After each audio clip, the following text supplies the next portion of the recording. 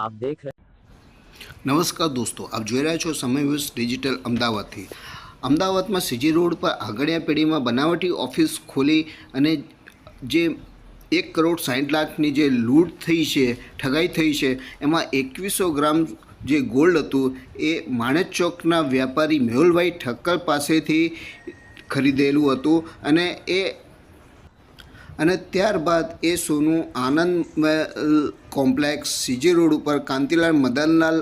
નામની બનાવટી આંગળિયા પેઢીની ઓફિસ ઉપર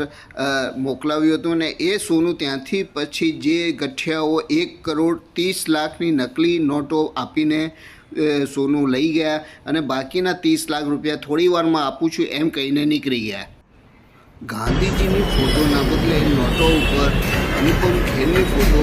હતી। આગળિયા પેઢીનો આરોપીઓને શોધવા માટે પોલીસ સીસીટીવીની મદદ પણ લઈ રહી છે અને ચરની પ્રિન્ટિંગ નોટો ક્યાં આગળ છપાઈ છે એની માહિતી પણ એકત્ર કરવા આરોપીઓ સરદાર કોમ્યુનિટીના હોવાના બી લાગી રહ્યા છે,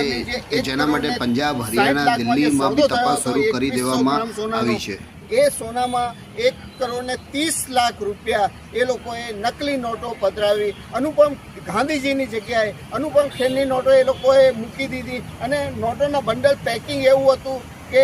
જેમ કે તમને આરબીઆઈનું પેકિંગ લાગે, એટલે એ બંડલ કોઈ બી ખોલ્યા વગર